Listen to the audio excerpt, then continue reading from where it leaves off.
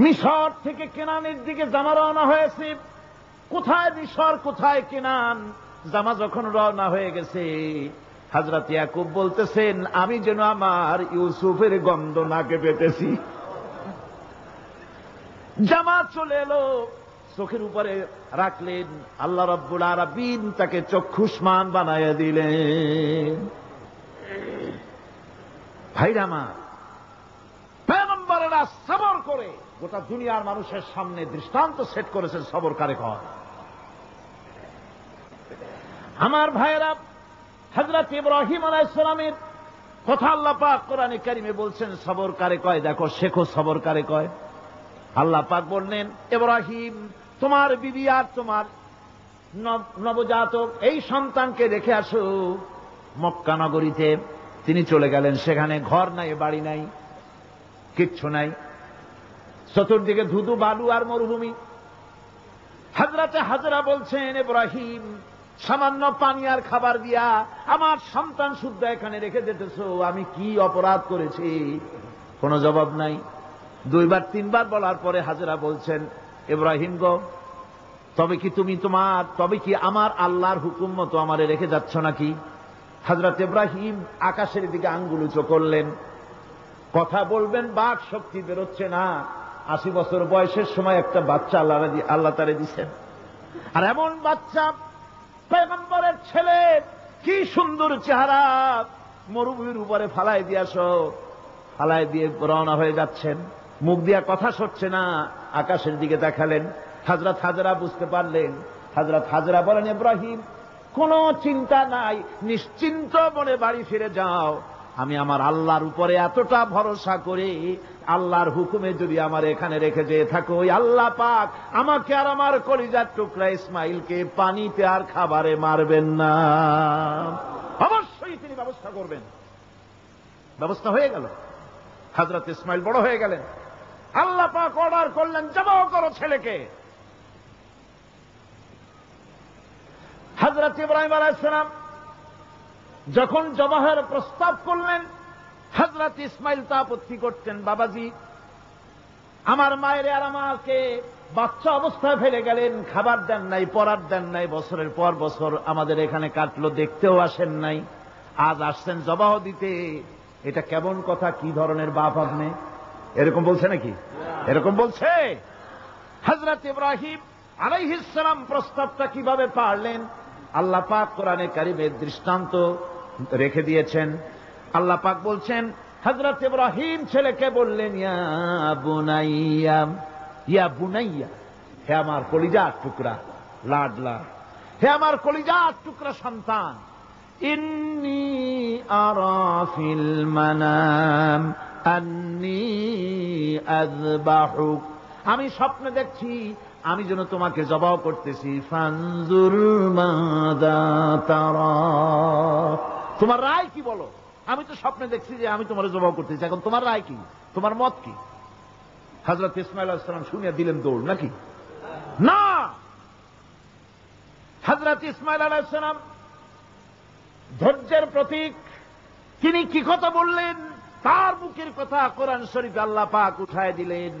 হযরত ইসমাঈল বললেন, ইয়া আবাতি ফাআল মা তু'মারু সাতাজিদুনি ইনশাআল্লাহু মিনাস সাবিরিন, হে আমার পিতা, আপনি যে ব্যাপারে আদিষ্ট হয়েছেন আপনি তা পালন করুন, অবশ্যই আমাকে ধৈর্যধারীদের মধ্যে পাওয়া যাবেন। সুবহানাল্লাহ।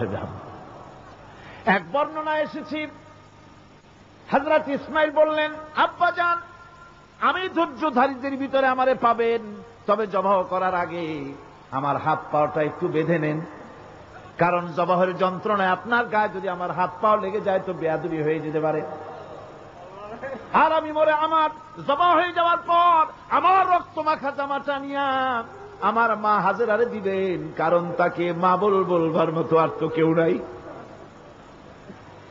হযরত ইব্রাহিম তাকে বাঁধবার জন্য প্রস্তুতি নিলেন। হযরত ইসমাঈল বলছেন, আব্বাজান, বাঁধবেন না, বাঁধবার প্রয়োজন নাই। বলে, কেন? একবার বাঁধতে বললে আবার তুমি নিষেধ করছো কেন? ছেলে বলছেন, আব্বাজান, বাঁধবো না এই জন্যে, হয়তো কিয়ামতেই প্রশ্ন উঠতে পারে যে আল্লাহর হুকুমে রাজি ছিল না বলে হাত পা বাঞ্জা জবাহ করছে।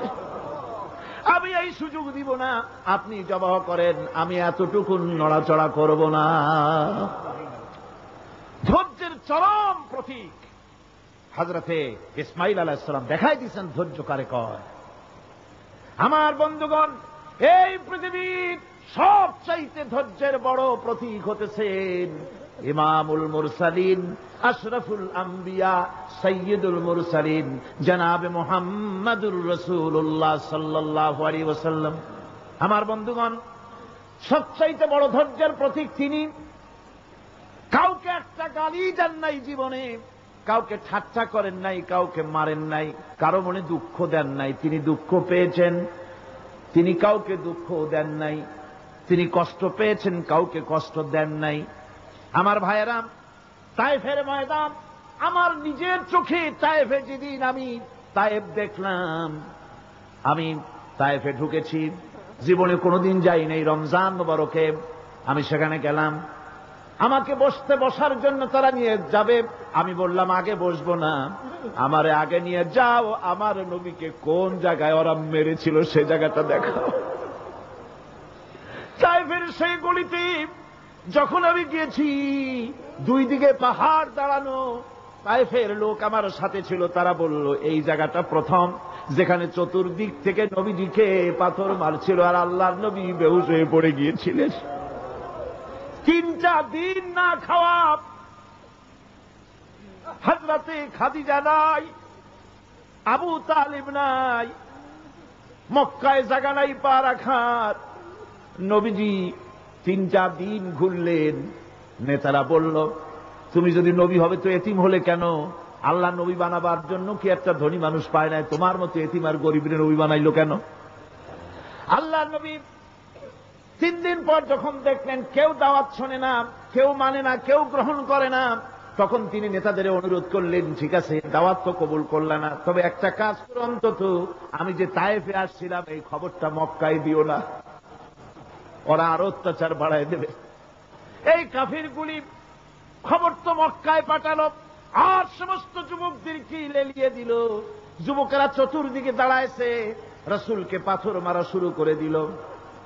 আমি যখন রেল লাইনের থেকে হাঁটি, যখন রেল লাইন কোনো সময় দেখি, রেলের পাথরগুলি, রেল লাইনের পাথরগুলি দেখলেই আমার মাথায় যেন কেন তায়েফের কথা মনে এসে যায়। আরে মানুষের গায়ে পাথর মারলে কি অবস্থার সৃষ্টি হয়? পাথর নূরের শরীর, রহমতের শরীর, কিটি কিটি রক্ত ঝরছে। নবীজিকে জোর করে উঠাইয়া জবরদস্তি করে হাঁটার জন্য তারা ধাক্কা মারতেছে। আবার কিছুদিন গিয়ে নবীজি আবার বেহুশ হয়ে পড়েছেন। এইখান থেকে আবার